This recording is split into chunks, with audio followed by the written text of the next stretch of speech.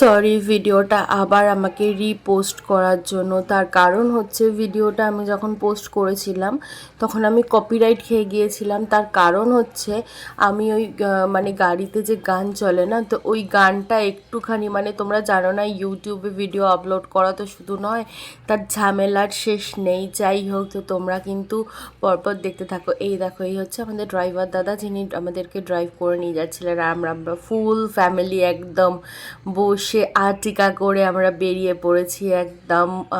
এটা হচ্ছে সঙ্গমের উদ্দেশ্যে, মানে আমরা ওখানে গিয়ে স্নান করব, একটু পূর্ণ করব। যাই হোক, আর দেখতে পাচ্ছ কুয়াশা, মানে গাড়ি ঘোড়া তো খুব আস্তে আস্তে চলছে, মানে 20 কিলোমিটারের বেশি বেগে চালানোই যাচ্ছে না। তার কারণ হচ্ছে মানে একদম ওই 1 কিলোমিটারের বেশি একটুও ভিশন দেখা যাচ্ছিল না, তেমন কুয়াশা তেমন ঠান্ডা। মানে মানে গাড়ির গ্লাস নামালে তো পুরো শেষ, কি বলবো। আর দেখেছো বাসগুলো কিভাবে ক্রস করছে। আমার তো এক একটা করে, যেহেতু এটা ওয়ান ওয়ে রাস্তা না, তো এক একটা করে বাস ক্রস করছে আর আমার বুকটা ধরপড় ধরপড় করে উঠছে।